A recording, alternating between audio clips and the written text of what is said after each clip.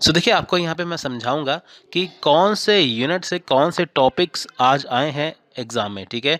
तो ये टॉपिक्स आपके बहुत काम आएँगे, आप इनकी तैयारी करिए, सेम वैसे ही टॉपिक आ रहे हैं, तो जिससे आपकी तैयारी अच्छी हो जाएगी, ठीक है?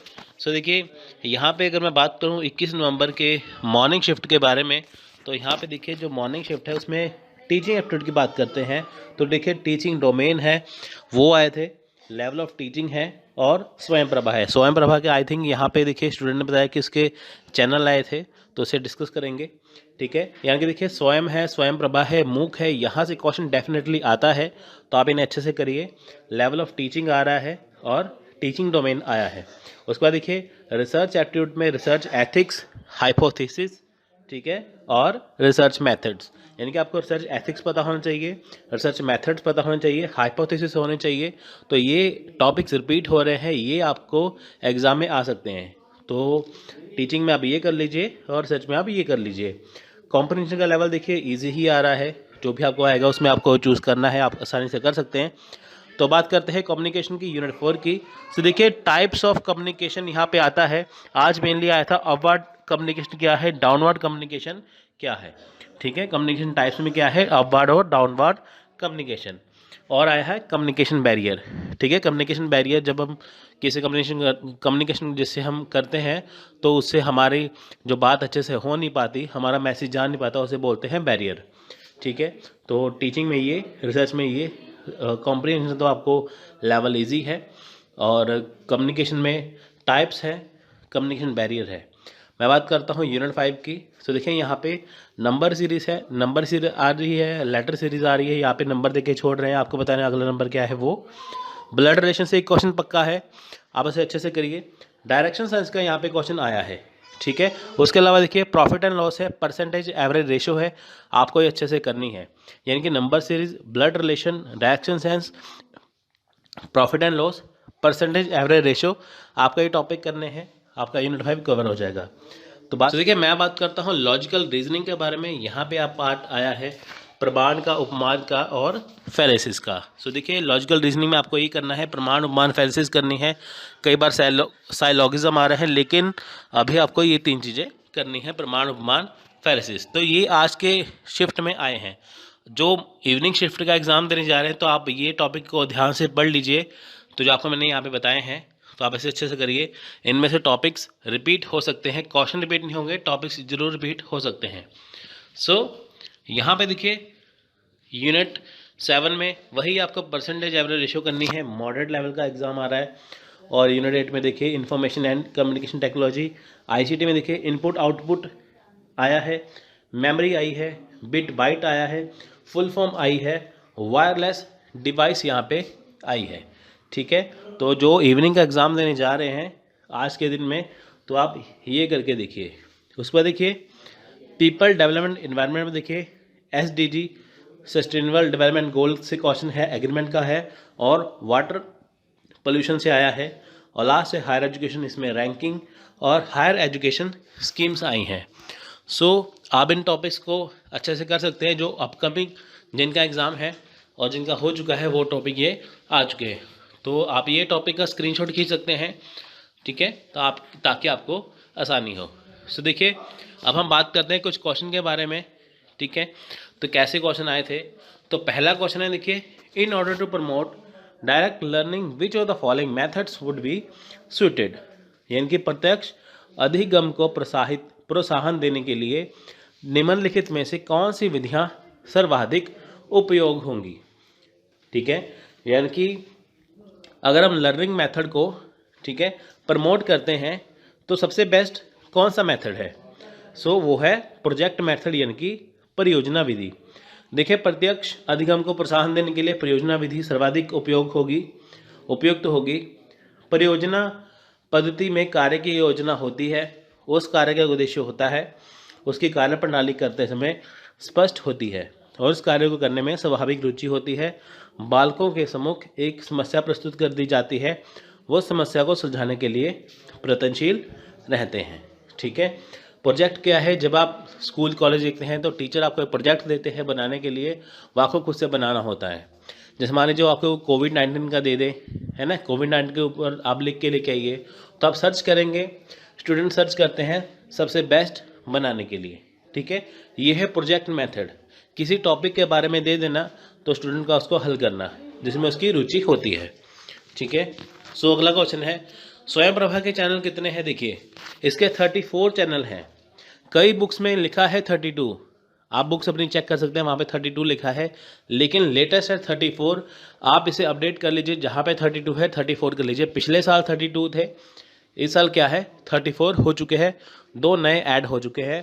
तो अगर आपको 32, 34 का ऑप्शन आए, अगर आपने 32 पढ़ा है उसे टिक मत करिए, 34 के ऊपर क्लिक करना, तो आपका आसानी से हो जाएगा, ठीक है। स्वयं प्रभा के चैनल है 34। The purpose of value education is best serve by focusing on, यानी कि मूल्य शिक्षा का उद्देश्य निम्नलिखित में से किस पर केंद्रित कर अच्छी तरह से पूरा किया जा सकता है। यानी कि जो वैल्यू एजुकेशन है उसका पर्पस क्या है, किसके ऊपर ज़्यादा फोकस करना है, वो है कंसर्न फॉर ह्यूमन वैल्यू, यानी कि मानवीय मूल्यों के प्रति संवेदना। अब देखिए मानवीय मूल्य क्या है, ठीक है। मानवीय मूल्य क्या है, देखिए जैसे व्यक्ति में होता है ना, कथनीय अकथनीय, शुभ अशुभ, करणीय अकरणीय के बीच विभेद होता है, ठीक है, वो है मूल्य शिक्षा, ठीक है, वो है मानवीय मूल्य, क्या सही है क्या गलत है वो। सो नेक्स्ट देखिए, which one of the following is a key behaviour in the effective teaching, यानी कि निम्नलिखित में से कौन प्रभावी शिक्षण में प्रमुख व्यवहार है, ठीक है। यानी कि जो इफेक्टिव टीचिंग है उसमें की बिहेवियर क्या है आपको दिखना है, तो उसका राइट आंसर है ये वाला, इंस्ट्रक्शनल वैरायटी, अनुदेशात्मक विविधता, ठीक है। इफेक्टिव टीचिंग देखें, प्रश्न पूछना ही ये नहीं है, स्टूडेंट आइडिया कंट्रीब्यूशन स्ट्रक्चरिंग करना नहीं है, इंस्ट्रक्शनल वैरायटी है, किसी चीज़ को इंस्ट्रक्ट करना, ठीक है। यानी कि देखिए यहाँ पे क्या है, ऐसी परिस्थितियाँ उत्पन्न की जाती हैं ताकि अधिगमकर्ता एक विशिष्ट प्रकार का व्यवहार करे और इच्छित लक्ष्यों का अनुभव करे। शिक्षक शिक्षण को प्रभावशील बनाने के लिए विविध अनुदेशात्मक प्रविधियों का प्रयोग करता है। अब देखिए यहाँ पे क्या है कि जब कोई लर्नर है, जब टीचर उसके सामने कुछ ऐसी परिस्थितियाँ उत्पन्न करते हैं तो उसमें क्या है, विशिष्ट प्रकार का व्यवहार करता है, ठीक है। तो जैसे उसे चीज़ नहीं आती, जब शिक्षक उसे समझाते हैं तो वो जो होता है ना स्टूडेंट, वो अपने लक्ष्य का अनुभव करता है, यानी कि उसे क्या बनना है। जैसे आपको यूजीसी नेट की तैयारी करनी है ना, तो टीचर आपको एक ऐसी चीज़, जैसे आपको टीचर पढ़ाएंगे, आपको पढ़ा दिया, कुछ टॉपिक आपको दे देंगे कि ताकि आप उसे अच्छे से अपनी तरफ से समझिए, है ना, तो वो क्या है, इफेक्टिव टीचिंग है, ठीक है। इंस्ट्रक्शनल वैरायटी, आपको अनुदेश देना, आपने चीज़ पढ़ा, आपको समझ नहीं आया, आपको टीचर ने गाइड कर दिया। सो नेक्स्ट देखिए, full form of HTTP, question आज के HTML का था या HTTP का था, तो HTTP की फुल फॉर्म है हाइपर टेक्स्ट ट्रांसफ़र प्रोटोकॉल। तो देखिए आपको ये फुल फॉर्म करनी है याद, फुल फॉर्म का एक क्वेश्चन पक्का है, ठीक है। सो नेक्स्ट है मल्टीमीडिया कंप्राइजेज ऑफ, ठीक है। मल्टीमीडिया में क्या क्या है, उसमें है C, यानी कि टेक्स्ट वीडियो ऑडियो, ये तीनों चीज़ें आती हैं मल्टीमीडिया में। इसमें वीडियो भी है, ऑडियो भी है, टेक्स्ट भी है, ठीक है। आप अखबार पढ़ते भी हैं, खबरें सुनते भी हैं, देखते भी हैं, ठीक है, ये सारी चीज़ें,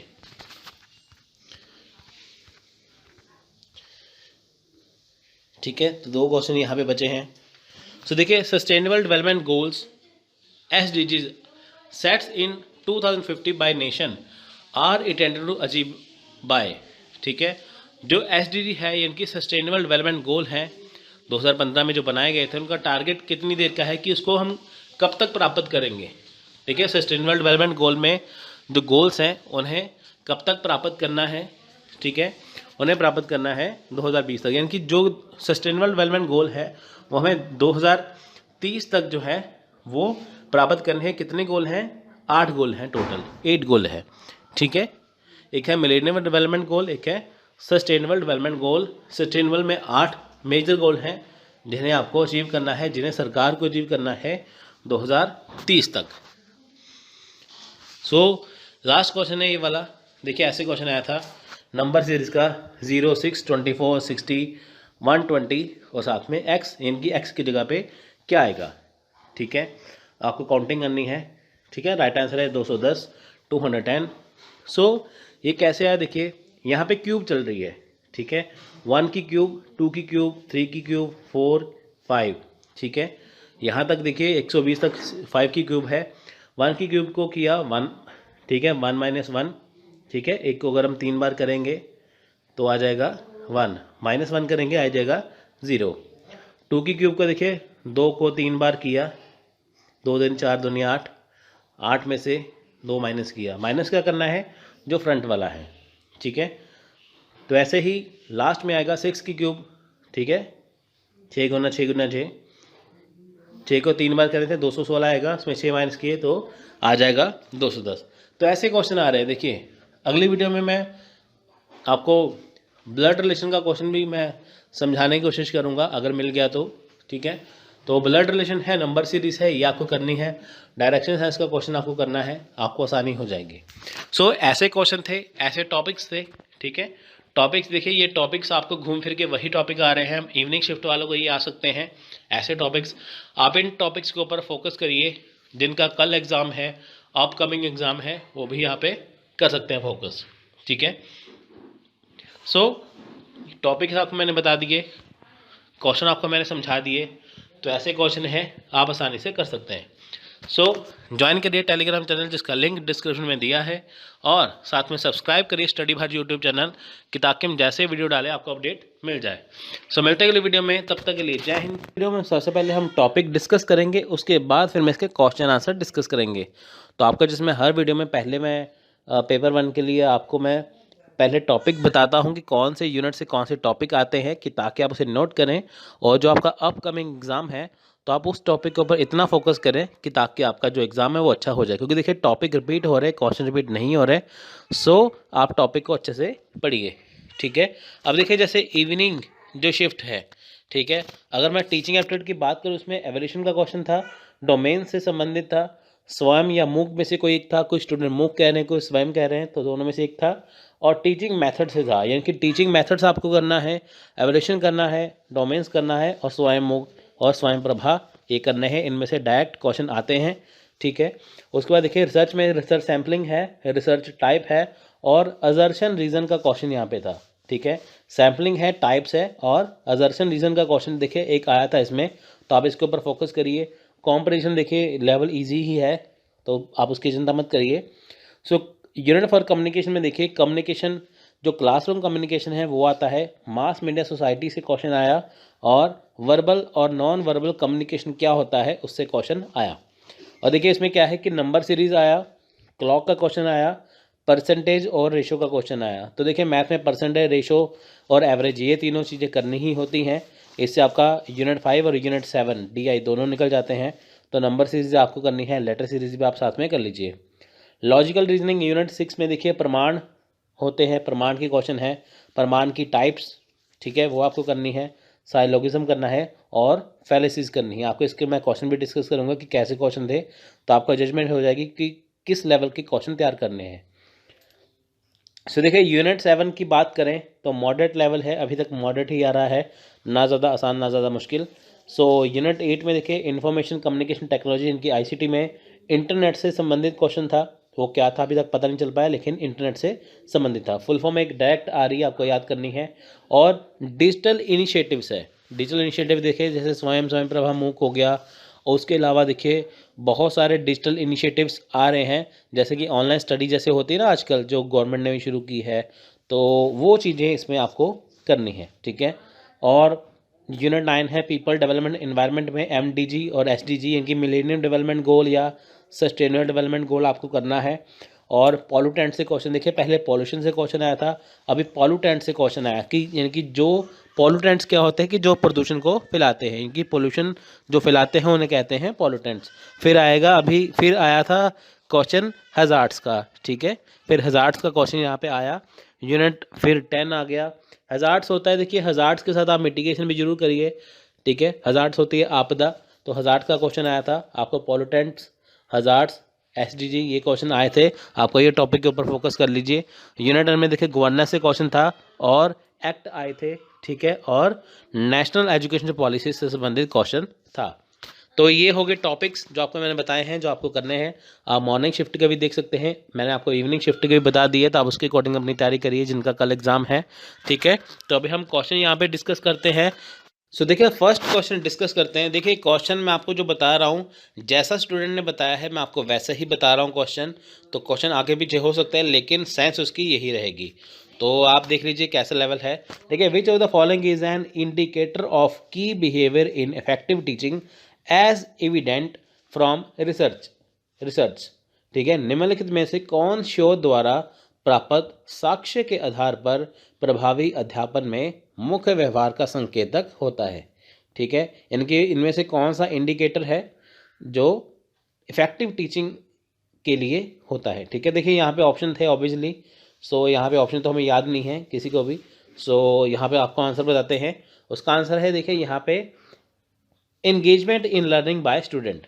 अब देखिए जो इफेक्टिव टीचिंग होती है, रिसर्च से पता चला है कि इफेक्टिव टीचिंग किससे होती है, तो होती है engagement in learning by students. अब देखिए विद्यार्थी द्वारा अधिगम में संलिप्त। अब देखिए होता क्या है कि जब टीचर क्लास में बच्चों को पढ़ाते हैं, जब तक स्टूडेंट एंगेज ना हो तब तक उनकी रुचि नहीं होगी पढ़ने में, तो तब तक उन्हें समझ नहीं आएगा। ठीक है, अगर टीचर का लेक्चर अच्छा है तो वो अच्छे से कर पाएंगे। जैसे देखिए दूरवर्ती लक्ष्यों को तुरंत प्राप्त करने के लिए शिक्षक द्वारा अपने ज्ञान कौशल अभिव्यक्तियों प्रोत्साहन का जो प्रदर्शन किया जाता है, वह सभी शिक्षक की प्रभावकारिता के अंतर्गत आता है।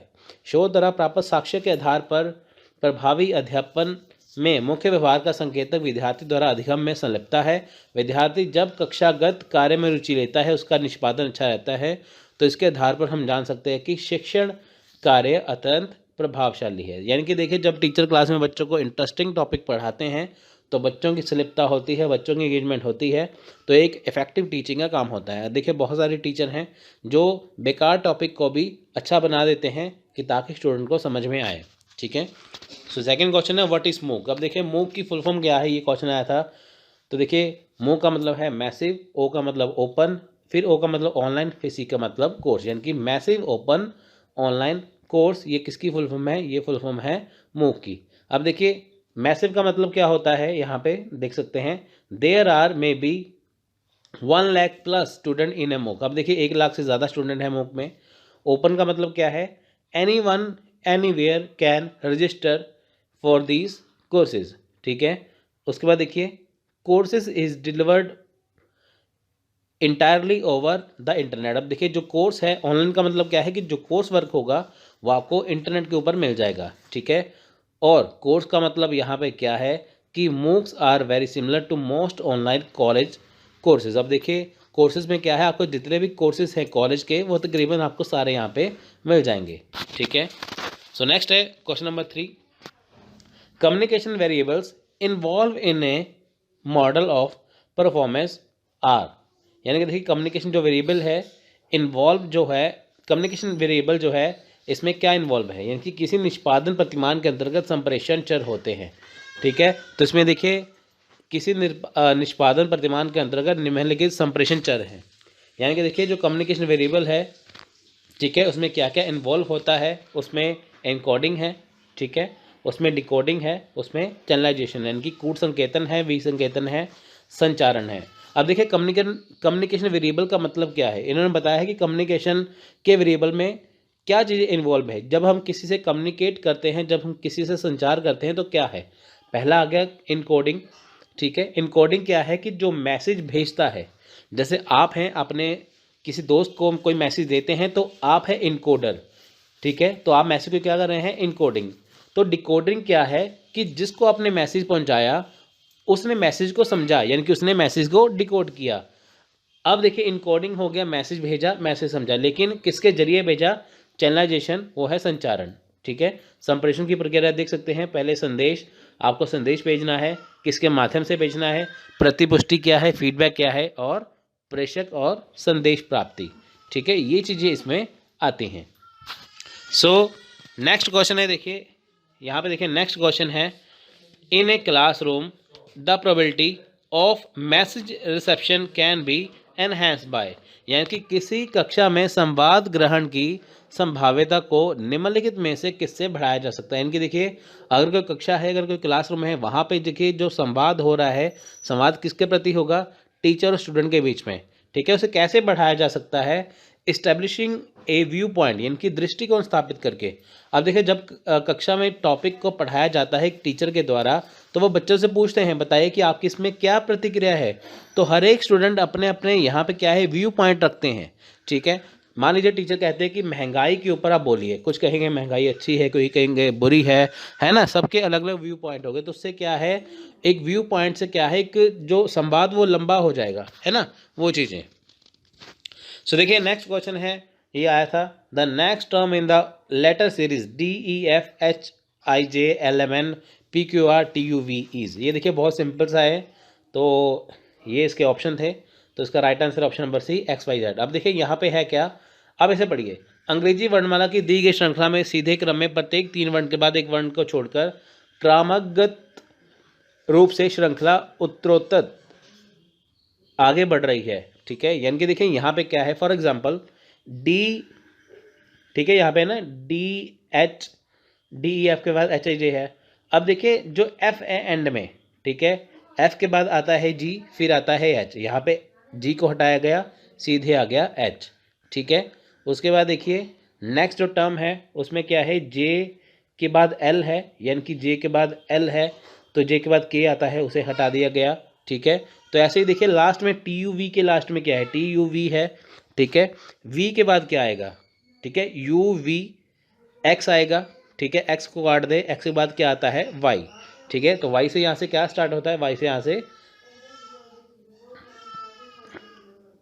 सॉरी, यहाँ पे देखिए V के बाद क्या आता है, देखिए यहाँ पे 2UV है ना, तो V के बाद आता है W, ठीक है, फिर आता है X, ठीक है, हमने काटा W को, ठीक है, होता है ना UVWXYZ, तो W को काटा तो बचा X, X से क्या स्टार्ट है, X से C स्टार्ट है, ठीक है। तो XYZ आपका आंसर आ गया, ठीक है। तो ये थी letter series, sorry number series है ये तो, ठीक है। So which of the following implies the correct sequence in the action research paradigm. अब देखिए जो रिसर्च का क्वेश्चन है, एक्शन रिसर्च जो पैराडिम है, निम्नलिखित में से कौन क्रियात्मक शोध प्रतिमान का सही अनुक्रम दर्शाता है। अब देखिए यहाँ पे सही अनुक्रम था, तो इसका राइट आंसर है plan, act, observe and reflect. इनकी योजना बनाओ, करो, देखो और सोचो। पहले क्या है, प्लान बनाना, फिर है एक्ट करना, फिर है ऑब्जर्व करना, फिर है सोचना, ठीक है। ये एक्शन सर्च का काम है, आप इसे याद रखिए, ठीक है।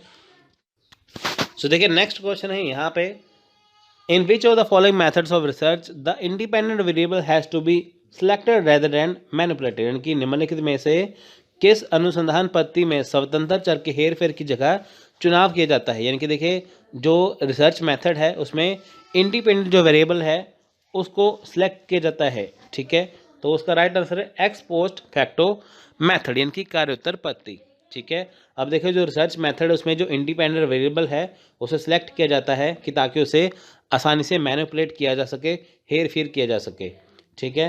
तो देखिए एक्स पोस्ट फैक्टो क्या है कि जब कोई काम हो जाता है या जब कोई शोध हो जाती है या जब कोई घटनाएं हो जाती हैं, घटना होने के बाद उसका पता लगाया जाता है कि ये घटना कैसे हुई, तो उसे बोलते हैं एक्स पोस्ट फैक्टो। पोस्ट का मतलब बाद में, ठीक है, यानी कि घटना होने के बाद उसकी जानकारी इकट्ठा करना, वो है x post facto. So next question है, देखिए ये क्वेश्चन आया था, what is the main M of. देखिए ये मॉर्निंग शिफ्ट में क्वेश्चन है, ये इवनिंग में भी है, ठीक है। तो आप ऐसे देखिए, what is the main M of NEP 2020, यानी कि नेशनल एजुकेशन पॉलिसी 2020 जो है उसका मेन एम क्या है। उसका मेन एम है India a global knowledge super power, ठीक है, नॉलेजेबल सुपर पावर है, ठीक है, यानी कि इंडिया को सुपर पावर बनना है किसमें, नॉलेज में। सो नेक्स्ट है देखिए, इन स्कूल एजुकेशन GER इनकी gross enrolment ratio in by 2030। अब देखिए जो स्कूल की जो है स्कूल एजुकेशन जो GR है, ग्रॉस एनरोलमेंट रेशो है, वो 2030 तक कितनी होनी चाहिए, वो चाहिए 100%। तो ये इसका राइट आंसर था।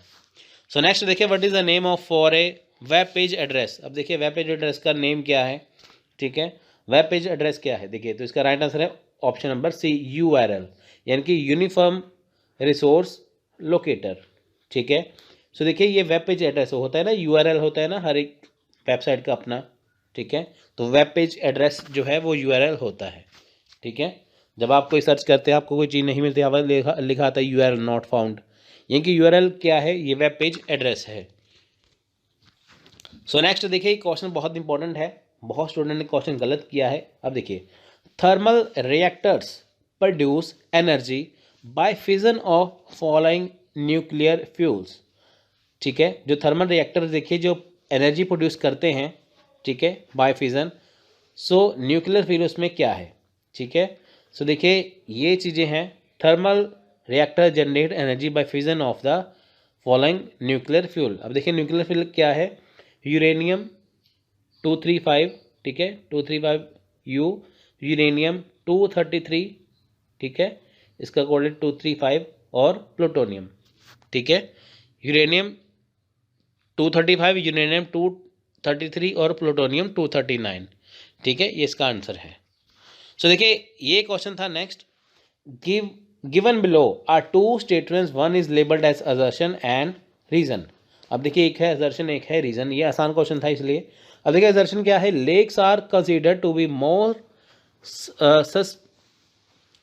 susceptible to pollution than river। तो नेक्स्ट है रीजन, वाटर इन लेक्स में take decade to be replaced, ठीक है। अब देखिए जो लेक्स हैं उसमें जो रिवर से ज़्यादा, ठीक है, पॉल्यूशन है, सो वाटर इन लेक्स में टेक डिसाइड टू रिप्लेस। अब देखें यहाँ पे बताया गया है कि जो रिवर है, जो लेक्स हैं उसमें रिवर से ज़्यादा, ठीक है, जो झीलें हैं उसमें नदियों से ज़्यादा क्या है, पोल्यूशन है। लेक्स में ज़्यादा पोल्यूशन है, रिवर से भी ज़्यादा, तो जो वाटर है उसको रिप्लेस करने की जरूरत है क्या। तो देखिए आप इसका राइट आंसर है option number B, both A and R correct, और R is a correct explanation of A, यानी कि ए और आर दोनों करेक्ट है। आप देखिए दो लेक्स हैं बहुत ज़्यादा दूषित हैं, पोल्यूटेड है, रिवर से भी ज़्यादा, तो उसमें पानी को जो है रिप्लेस करने की ज़रूरत है, ठीक है। सो नेक्स्ट देखिए question, which one of the following प्रमाण इज एक्सेप्टेड इन विशेषिका फिलॉसफी, ठीक है। अब देखिए इनमें से जो प्रमाण है उसमें जो, ठीक है, प्रमाण इज एक्सेप्टेड इन विशेषिका फिलॉसफी, यानी कि जो विशेषिका फिलॉसफी है उसमें जो प्रमाण है उसमें कैसे हैं, ठीक है। राइट आंसर है ऑप्शन नंबर बी, यानी कि ए एंड बी, यानी कि प्रत्यक्षा और उपमान। यानी कि जो विशेषिका फिलॉसफी है उसमें कौन से प्रमाण हैं, प्रत्यक्ष और उपमान, ठीक है। सो नेक्स्ट क्वेश्चन है देखिए, which one of the following statements about the volatile organic compounds, यानी कि VOC आर करेक्ट, ठीक है। अब इनमें से देखिए कौन सी VOC वोलेटाइल ऑर्गेनिक कंपाउंड जो है वो करेक्ट है। सो देखिए जो VOC है उससे क्या होता है, ठीक है, उससे क्या है, दे में कॉज कैंसर, इससे कैंसर होता है। They play an important role in the information of photochemical smoke. अब देखो फोटोकेमिकल जो स्मोक होते हैं ना, स्मोक का मतलब क्या है कि धुआं और धुंध का मिश्रण, जैसे दिल्ली के हालात हैं, ठीक है, वो जैसे दिवाली के बाद हो जाते हैं ना, धुआं और धुंध दोनों मिक्स हो जाती हैं, हो जाता है ना सर्दियों में भी, जैसे धुंध भी है धुआं भी है ना। सो ये चीज़ें इसमें, ठीक है। सो देखिए ये लास्ट क्वेश्चन है ये वाला, everyone believes that there is a soul, there you should also believe it, this influence commit which kind of fallacy. अब देखिए फैलेसी के क्वेश्चन मैंने आपको बताया था ना, आए थे। देखिए सब विश्वास करते हैं आत्मा में, तो ये कैसा बिलीफ है, ये कैसी फैलेसी है, ठीक है। तो राइट आंसर है एड पोपुलम। देखिए एड होमिनियन है, फैलेसी एक्सीडेंट है, एड पोपुलम है, या फैलेसी ऑफ एम्बिग्विटी है। अगर आपने इसे अच्छे से पढ़ा होगा तो आपको आसानी से समझ में आएगा। The above argument contains ad pop logic, ad populum is a logic in which an attempt is made to prove the argument by basing the opinion of a large group of people। देखिए add पॉपुलम क्या है, पॉपुलम का मतलब क्या है, people, ठीक है। देखिए जितनी ज़्यादा ग्रुप ऑफ पीपल, जैसे बहुत ज़्यादा आबादी वाले जो पीपल है, अगर वो आर्गूमेंट करते हैं, ठीक है, तो उसे बोलते हैं एड पॉपुलम। देखिए बहुत सारे अगर लोग हैं किसी गलत चीज़ को भी प्रमोट करेंगे तो उसे भी सही माना जाएगा। सो ये थी आज की इन्फॉर्मेशन, ये था आज का एनालिसिस।